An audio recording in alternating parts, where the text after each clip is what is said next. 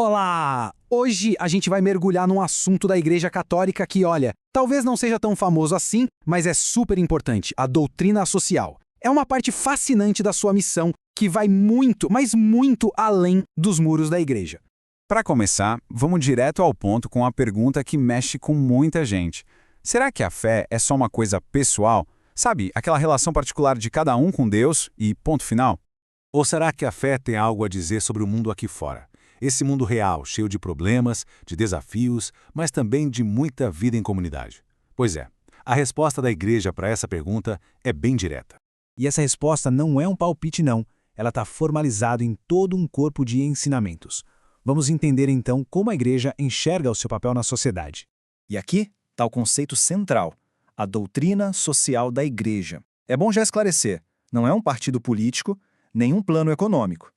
Pense nela como um conjunto de princípios éticos e morais, criados para guiar a nossa reflexão e, principalmente, a nossa ação diante dos problemas sociais da humanidade. E para a gente entender bem o que ela é, às vezes o melhor caminho é entender primeiro o que ela não é. Então, vamos deixar alguns pontos bem claros para não ter confusão. Olha só que interessante essa distinção. De um lado, o que ela é. A doutrina social atua no mundo real, no nosso dia a dia. A fonte diz que a igreja é uma ministra de salvação, mas onde? No contexto da história e do mundo em que o homem vive. É como um guia para a nossa jornada. Já do outro lado, fica bem claro o que ela não é. Não é uma salvação abstrata, sabe? Uma coisa meramente espiritual. E muito importante, não é um manual técnico que vai dar a receita pronta para a política ou para a economia. Certo.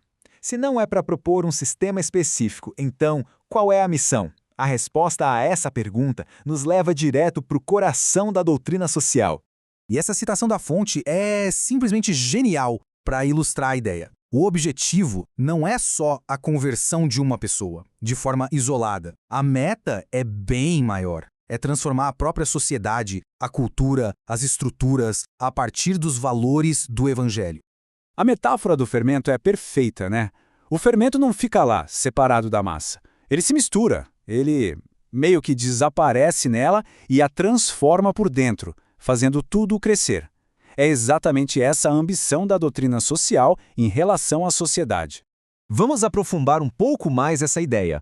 A doutrina social funciona como um guia, uma orientação, e não como um roteiro com todas as respostas prontas.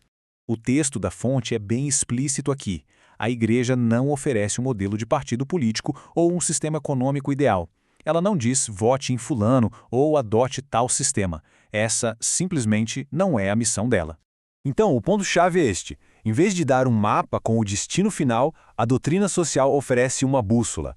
Ela apresenta princípios como a dignidade da pessoa, o bem comum, a solidariedade, para que, diante das encruzilhadas da vida, as pessoas e as comunidades possam fazer escolhas mais justas e mais humanas.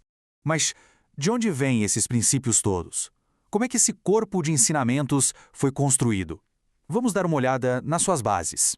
Uma coisa super importante para a gente entender é que a doutrina social não apareceu do nada prontinha.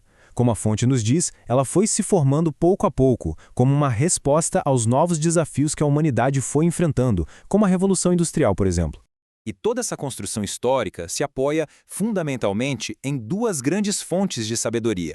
De um lado, a gente tem a fé, tudo aquilo que vem da revelação, da Bíblia e da tradição da igreja. E do outro lado, a gente tem a razão humana. A doutrina social nasce justamente do diálogo constante entre esses dois pilares, buscando entender o mundo à luz da fé. E tudo isso nos leva a um ponto final que talvez seja o mais importante de todos. Esse conhecimento todo não é para ficar só na estante, para ser estudado. A doutrina social é, na sua essência, um chamado para ação. A fonte é muito direta nisso. As palavras do Evangelho que inspiram toda essa doutrina exigem ser colocadas em prática na vida real, na vida concreta. No fim das contas, ela serve como uma ponte. Uma ponte que liga aquilo em que se acredita com aquilo que se faz no dia a dia, nas escolhas pessoais, profissionais e como cidadãos. É um convite para que a fé ajude a moldar o mundo. Isso tudo nos deixa com uma pergunta para reflexão. Pensando nos desafios do nosso tempo, desigualdade, questões ambientais, polarização, como é que esses princípios de dignidade, bem comum e solidariedade podem de fato ser colocados em prática? A resposta, claro, é um convite à reflexão de cada um.